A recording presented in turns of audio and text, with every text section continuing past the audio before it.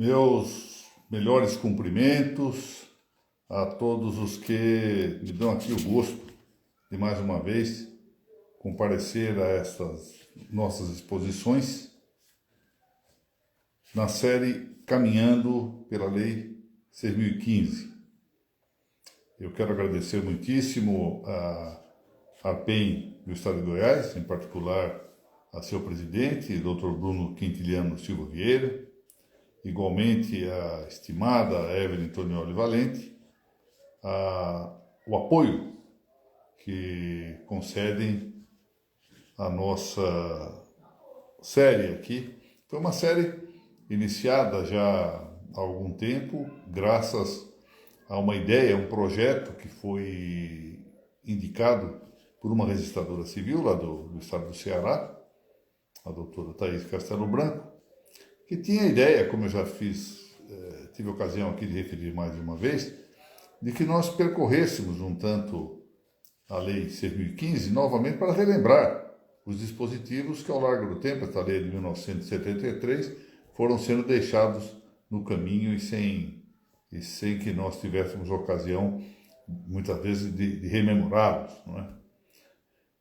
E, por outro lado, também verificar como é que essa lei se foi acomodando à realidade do país inteiro, aqui e ali, com maior ou menor elasticidade. Na semana anterior, há 15 dias, nós examinamos aqui a norma do caput, do artigo 50 desta Lei 6.015. Ali tivemos a ocasião de tratar, ainda que com uma certa rapidez, da ideia de nascimento, do conceito de território nacional. Depois começamos a examinar um tanto essa distinção entre lugar do parto ou residência dos pais. Indicamos que a norma desse artigo 50 da Lei 6.015 faz referência a um prazo que é um prazo ordinário, um prazo comum de 15 dias para o registro do nascimento, mas que prevê a possibilidade de um prazo maior, mais extenso, de 3 meses, para os casos em que o local do nascimento distar mais de 30 quilômetros da sede do cartório. E aí, embora eu tenha feito uma ligeira incursão na regra do parágrafo 1º desse artigo 50, paramos a nossa explanação e hoje vamos retomá-la, tratando dos dispositivos que se encontram nos diferentes parágrafos desse artigo 50 da Lei 6.015. Bom, aproveito aqui para cumprimentar vamos ver quem está, a doutora Renata Amos, parece, ou Ramos, não sei, a minha estimada amiga Evelyn Valente. Também aqui vejo uma outra pessoa, cujo nome não consigo identificar, e a quem também apresento as minhas saudações. Bom, vamos lá então, rapidamente examinar um tantinho desse parágrafo 1º do artigo 50 da Lei 6.015, que diz o seguinte: quando for diverso o lugar da residência dos pais, observar-se a ordem contida nos itens 1 e 2 do artigo 52. A situação é esta, como é claro da norma, ou seja, pai e mãe da criança nascida residem em locais diversos. E então, tendo em vista que a lei no caput permite que o registro se faça na residência dos pais, é preciso, ou julgou-se que isso era preciso, o legislador entendeu assim, seria preciso definir em qual residência, ou seja, com qual circunscrição territorial nós teríamos que deixar a preferência para o registro. E o critério indicado na lei é o da ordem do artigo 52. O que é essa ordem do artigo 52? Vamos lá no artigo 52, vamos ver que é a ordem relativa à obrigação de efetuar a declaração do nascimento. E ali a lei diz, pela ordem, o pai e depois a mãe. Bom, a questão, do ponto de vista prático, eu não sei, o Brasil é grande demais para que eu faça uma afirmação um tanto simplista, de que essa norma, que essa regra é de pouca utilidade. Mas, de toda sorte, nós teríamos que aqui, dessas projeções acadêmicas, imaginarmos algum tipo de intenção do legislador ao dar essa ordem preferencial, ou seja, residência do pai, depois residência da mãe. Alguns entendem, e não parece desarrazoado, longe disso, que a razão desta preferência é exatamente substantivamente, que chama preferência formal, né? De forma, mas que é a preferência substantiva em favor da mulher, porque a mulher, sendo mãe, tendo padecido os trabalhos normais de parto, etc., tendo que normalmente é assim, é a mulher que se devota mais ao cuidado das crianças recém-nascidas do que o pai, então ela estaria em uma situação um tanto prejudicada relativamente ao pai, que teria maior facilidade para cumprir essa obrigação. E por isso, essa preferência substantiva, ou seja, uma certa norma protetiva da mulher, quer dizer, uma certa norma de proteção relativa da mulher em relação ao marido, ou seja, da mãe em relação ao pai, se converte na lei em uma preferência, em uma ordem preferencial formal que põe o pai em primeiro lugar e a mãe em segundo. Temos que, portanto, considerar que aqui não há nenhuma quebra arbitrária da equivalência de direitos entre homens e mulheres, etc., como está na Constituição Federal, mas sim atender com essa orientação que alguns sustentam caber à realidade das coisas. Mas é possível pensar um tanto diversamente. Porque se nós formos levar com toda a rigidez essa norma, nós teríamos que impor toda vez que a mãe fosse fazer a declaração em lugar do pai, uma investigação para saber por que o pai não tinha preferido indicar a sua própria residência para o fim de preferência atributiva do cartório local, etc. Isso levaria a um embaraço meramente burocrático, meramente formalista do registro, quando, ao contrário, a lei toda visa a estimular, a fomentar o registro do nascimento. Então, o que parece, a meu ver, digamos aqui, é uma especulação, dou aqui a minha opinião a respeito disso. O que me parece, sobretudo, estar presente na mens legislatoris, ou seja, na mente do legislador que elaborou a Lei 6.015, isso pode se transpor para, digamos, aquilo que se chama de intenção da própria lei, intenção da própria norma, mens legis, é que essa previsão visava a inibir um conflito latente. Por exemplo, nessas situações que lamentavelmente podem ocorrer na vida, em que pai e mãe acabam, antes do nascimento da criança, se digladiando, são os conflitos que podem ocorrer, lamentavelmente, na vida de convivência entre as pessoas, e aí um quer registrar num lugar, outro quer registrar no outro. Eu tive alguma experiência em atuar como juiz na área da família, e às vezes as brigas são por questões diminutas, né? De um modo geral, é possível dizer isso. Nós, frequentemente, quando temos antipatia por alguma pessoa, isso é todos nós, né? Todos nós.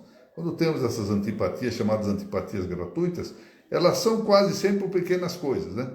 Há um autor que diz, pelo modo como alguém caminha, pelo modo como alguém arrasta a perna, como o modo como alguém gesticula ou não gesticula, e isso é que nos leva a certas situações de antipatia. Então, esses conflitos podem ocorrer. E exatamente diante de um conflito desse que pode ocorrer entre pai e mãe, é que tem razão de ser, é que se justificaria essa norma do parágrafo 1º do artigo 50. Porque, do contrário, eu não vejo muito, eu pelo menos não consigo encontrar razão de ser pura e simplesmente eu teria deixado o caput sem nenhuma solução, e essas questões excepcionais que surgissem fossem resolvidas eventualmente com recurso ao corregedor permanente, etc. Bom, se o caso está na lei, não vamos discutir. O parágrafo 2º desse artigo 50 diz o seguinte, esse parágrafo é muito interessante, e nos dá um material vastíssimo para considerações. Vamos tratar aqui de maneira concisa, mas vamos tratar de explicá-lo. Os índios, enquanto não integrados, não estão obrigados à inscrição do nascimento. Este poderá ser feito em livro próprio do órgão federal de assistência aos índios. Eu aqui, primeiro, uma observação de natureza crítica e redacional. Dá-me a impressão, eu fui verificar no texto, além do livro aqui, fui verificar no texto que está na edição eletrônica do Planalto, eu acho que haveria a necessidade de uma crase antes aí nesta letra A, que aparece aí na descrição do nascimento. Isso não é artigo e não parece que seja bem que seja só uma preposição. Deveria haver a junção aí de preposição e artigo, de maneira que não obrigados à inscrição, com crase. Mas, em todo caso, deixando isso de lado, o que está dito aqui é o seguinte, os índios enquanto não integrados. Bom, o que são os índios integrados, para nós entendermos o que é esse conceito negativo do não integrado. De acordo com um artigo, na verdade com o inciso 3º do artigo 4 da Lei 6.001 de 1973, que é o chamado Estatuto do Índio, não é? De acordo com esse dispositivo, os índios integrados são aqueles que já se encontram incorporados à comunhão nacional e que são reconhecidos no pleno exercício de seus direitos civis, ainda que, sem embargo disso, ou seja, de já estarem integrados à comunhão nacional e de terem reconhecido seus direitos civis, eles conservem os seus usos, os seus costumes, as suas tradições, que são, aliás, as características, então, da sua cultura. Então, isso é que se entende por índio integrado, é aquele que já está incorporado à comunhão nacional e que tem reconhecido seus direitos civis. Nada obstante, ele possa seguir no todo ou em parte os seus costumes, os seus usos, as tradições da sua etnia, da sua tribo. Muito bem. Então, o que diz a lei aqui? Diz o seguinte, quando os índios não forem integrados, eles não estão obrigados à inscrição do nascimento, ou seja, ao registro do nascimento. Este registro poderá ser feito em livro do órgão federal de assistência aos índios. Notem mais um equívoco aqui, com todo respeito à redação desse dispositivo. Vejam que a primeira parte do dispositivo diz: os índios, enquanto não integrados, não estão obrigados à inscrição do nascimento. Ponto. Este poderá ser feito. Este, na verdade, é o registro. Não é o nascimento, poderá ser feito em livro próprio. Esse é o registro do nascimento. Só que aí não está registro, aí se fala a inscrição do nascimento. Em rigor, deveria ser esta. Poderá ser feita em livro próprio. Bom, são críticas redacionais, mas que põem à mostra algo relevante. Ou seja, quando se tem um certo descuido na redação, corremos forte risco de que haja também descuido no conteúdo, né? Bom, vejamos o seguinte, qual é esse livro próprio? Já que o registro de nascimento no registro civil das pessoas naturais, do índio enquanto não integrado, é facultativo. Ou seja, não está obrigado a escrever. Bom, esse livro próprio é um livro da FUNAI, da Fundação Nacional do Índio, que se chama Registro Administrativo do Nascimento de Indígena, de Registro Administrativo do Nascimento do Indígena. Os senhores não imaginem que no Brasil não haveria uma sigla para referir isto. Por óbvio que há. Ou seja, contava-me certa vez um desembargador aqui em São Paulo, muito meu amigo, que trabalhou algum tempo no Banco Central, que havia um departamento no Banco Central, esse é um modo de falar, né? Mas um grupo que ficava no Banco Central cogitando das siglas, de como utilizar siglas para referir determinadas coisas.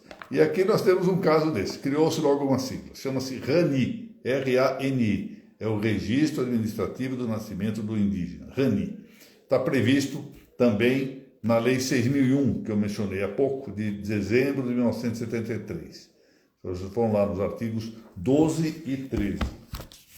O artigo 12 diz o seguinte: os nascimentos e óbitos, já está a palavra nascimento, e os casamentos civis dos índios não integrados serão registrados de acordo com a legislação comum, atendidas as peculiaridades de sua condição, quanto à qualificação do nome, prenome e filiação. Isso é importante, esse tema final aí, atendidas as peculiaridades, que nós vamos verificar que, daqui a pouco vou mencionar isso, o Conselho Nacional de Justiça, no exercício daquilo que se reconhece como autorreferencial, sua competência legislativa em matéria de notas e registros, acabou editando uma resolução, a resolução número 3 de 2012, tratando desse assunto e admitindo uma série de coisas que podem ser feitas não só pela FUNAI no seu registro administrativo, mas igualmente no registro civil das pessoas naturais, nos casos referentes aos índios integrados.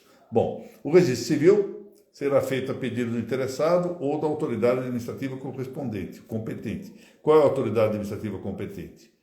Algum diretor, algum dirigente da FUNAI.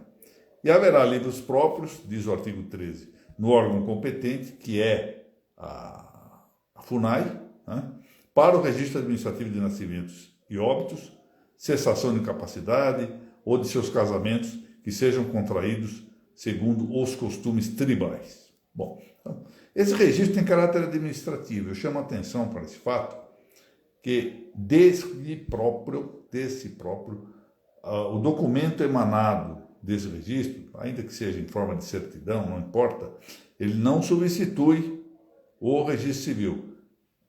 Notem o que diz o parágrafo único deste artigo 13 da Lei 6.001.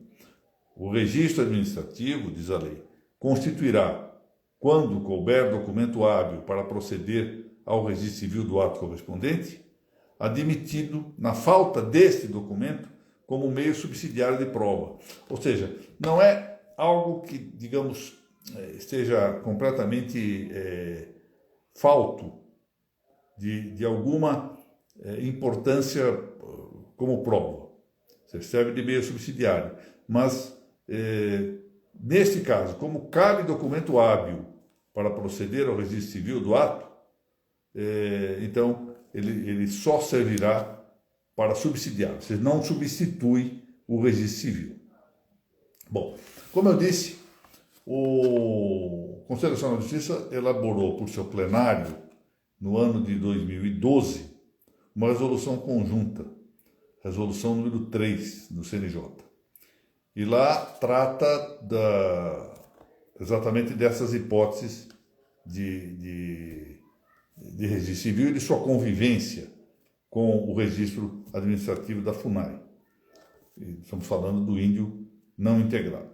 Então, lembra essa resolução do CNJ, aqui abstrai, portanto, considerações sobre a competência para expedir esse tipo de norma, competência constitucional para isso, que o assento de nascimento do indígena não integrado, já vimos o que é um indígena não integrado, é facultativo no registro civil das pessoas naturais.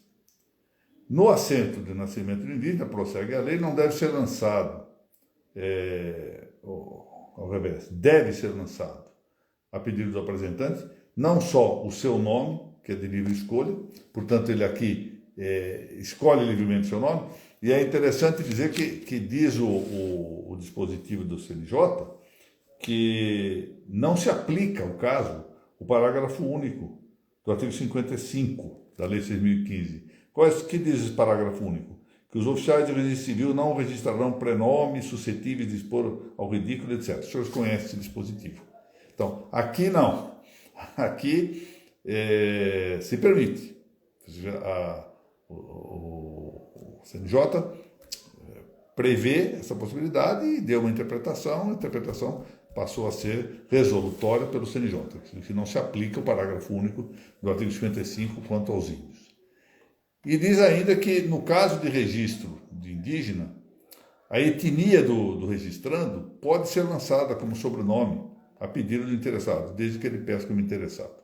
Também há um dispositivo, parágrafo 3º desse artigo 1º da resolução conjunta, que a pedido do interessado poderão figurar como observações do assento de nascimento, a declaração do registrando como indígena e a indicação da respectiva etnia. Ou seja, se acrescentam dados ao registro civil, por força dessa resolução, que sequer estão previstos em lei.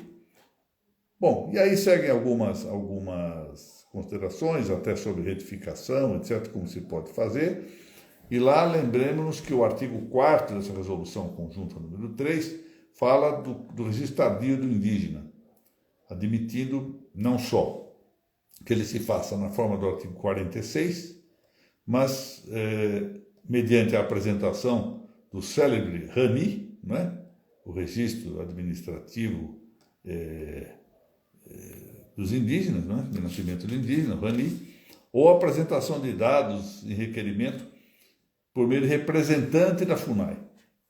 Então, vejam que realmente aqui abrem-se hipóteses que vão bastante além do que a lei prevê para outros casos. É verdade, não se pode negar que a peculiaridade dessa ideia do registro relativamente aos indígenas, dadas as circunstâncias peculiares da vida dos indígenas, justifica efetivamente que se adotem algumas soluções igualmente peculiares.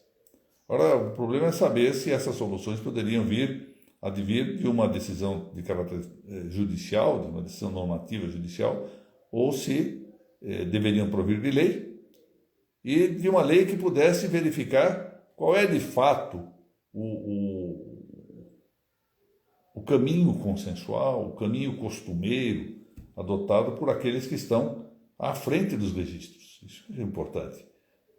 Volto aqui à minha antiga observação de que de café entende os cafeicultores, de banana os bananicultores e de cartórios os que estão à frente dos cartórios, os que trabalham nos cartórios.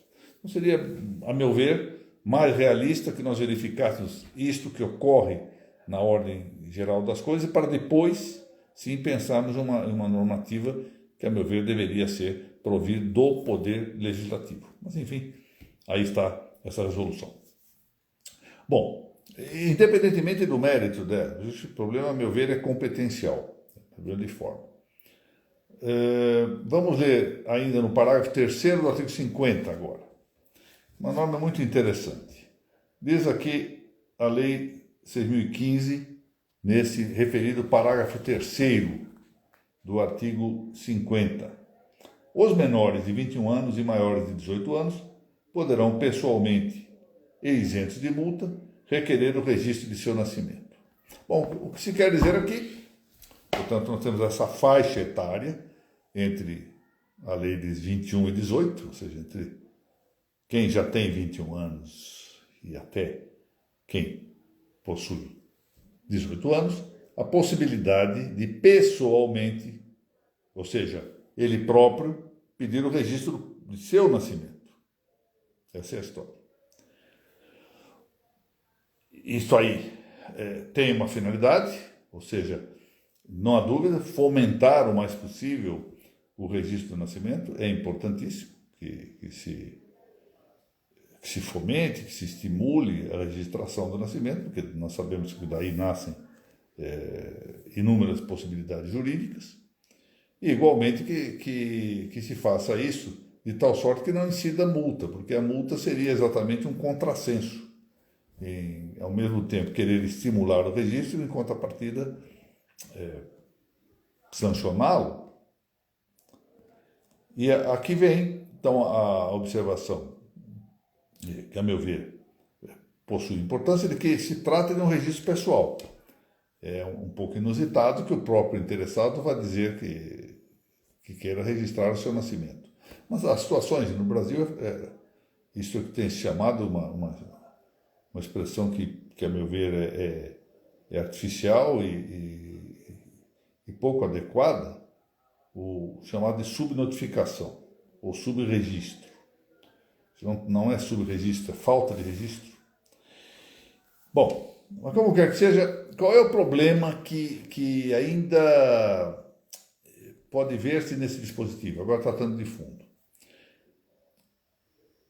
O artigo 5º do Código Civil atual dispõe que a menoridade cessa aos 18 anos completos, ou seja, essa história de que dos 18 ao 21 ele poderia aparecer junto ao registro e declarar o próprio nascimento, para fim de que fosse inscrito, agora se contempla de maneira curiosa, porque antigamente, na lei antiga, codificada no Código Civil de 1916, os senhores se lembram, a menoridade era considerada relativa, cessando essa menoridade em determinado tempo, que não é o da lei atual. Com 18 anos, hoje se adquire a maioridade. Na lei anterior, o que nós tínhamos como relativamente incapaz a certos atos, na forma do artigo 6º, inciso 1º, eram os maiores de 16 e menores de 21 anos. Isso quer dizer que agora, quando a Lei 6.015 entrou em vigor, admitia-se que uma parcela de menores relativamente incapazes, aqueles que iam de 18 a 21 anos,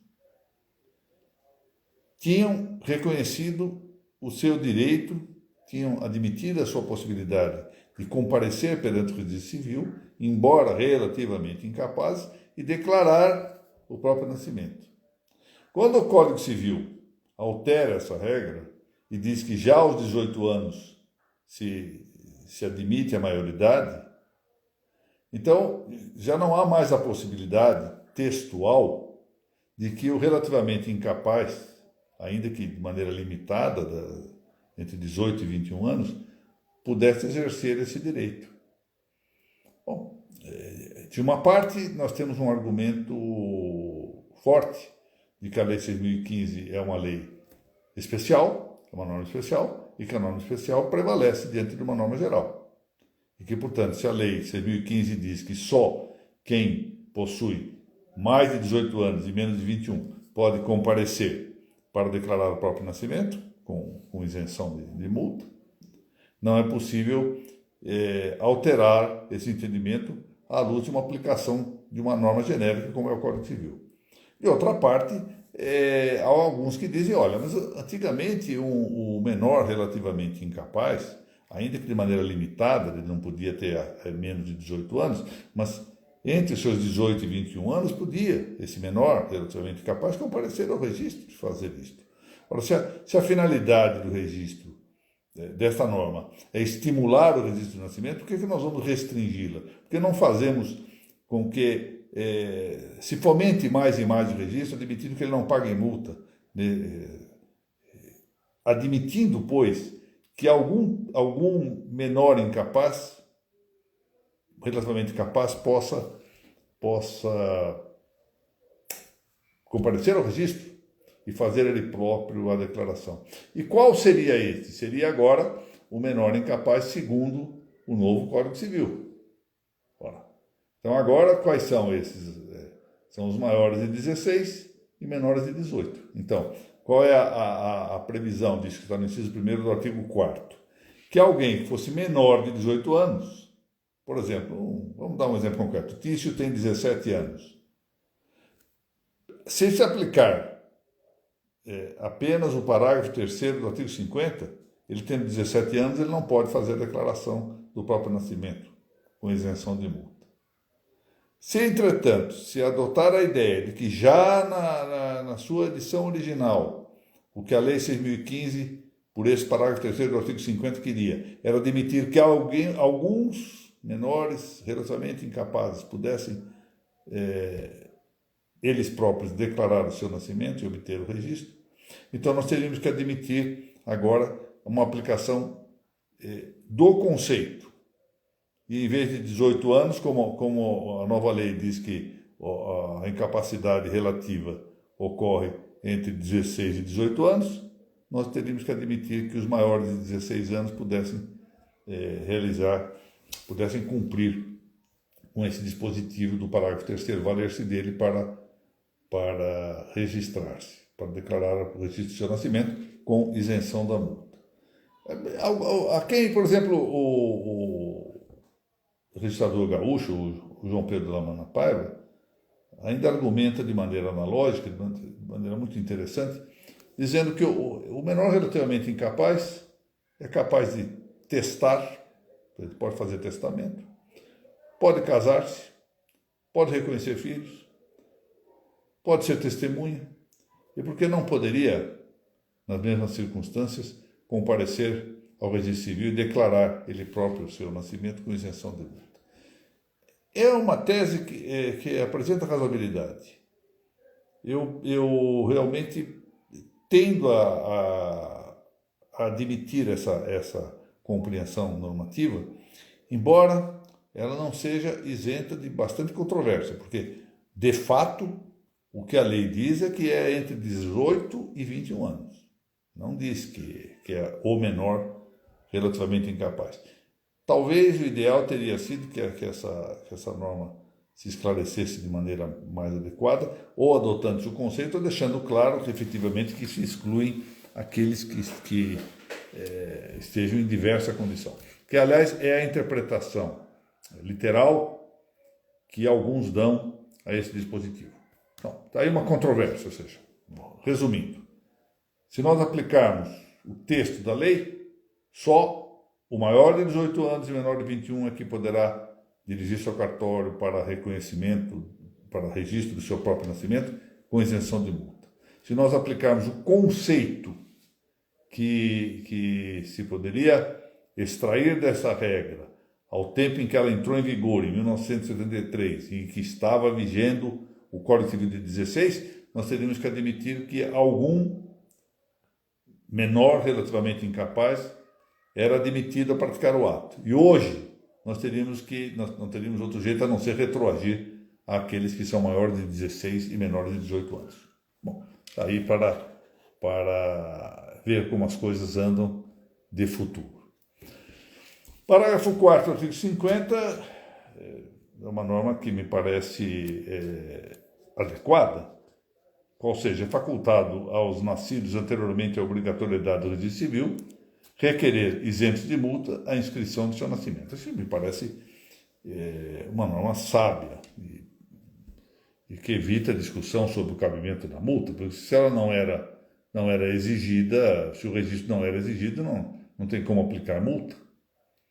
Então, se ao tempo do nascimento não se exigia esse registro, hoje provavelmente não se poderá encontrar só no limite. Outro dia tive aqui uma avó de um dos meus genros que era centenária, mas provavelmente não se vai encontrar muita gente nesse tipo de situação. Finalmente, o último dispositivo aqui, que nós também já cuidamos disso em aulas anteriores, é que aos brasileiros nascidos no estrangeiro aplicar-se-á o disposto nesse artigo 50, ressalvadas as prescrições legais relativas aos consulados. Isso nós já examinamos ao tratarmos especificamente desta situação. E com isso nós terminamos o artigo 50. E vamos, o 51 também já vimos em situações anteriores, em aulas anteriores. Então nós vamos agora, na próxima reunião nossa, cuidar do artigo 52, que hoje de algum modo também já foi objeto das nossas considerações, e prosseguindo pelo artigo 53, e talvez já conseguimos avançar para o artigo 54. Eu quero, mais uma vez, agradecer aqui a presença de tanta gente ilustre, que dá muita honra a esse pequeno expositor, e de modo particular, cumprimentar e agradecer ao Dr. Bruno Quintiliano Silva Vieira e a Evelyn Tonioli Valente, que dirigem a ARPEM Goiás, a oportunidade que me concedem de poder ocupar a cada 15 dias esta prestigiosa página da também preciosa entidade goiana do Registro Civil. Muito obrigado a todos e nos vemos, se Deus permitir, daqui a 2 semanas. Muito obrigado.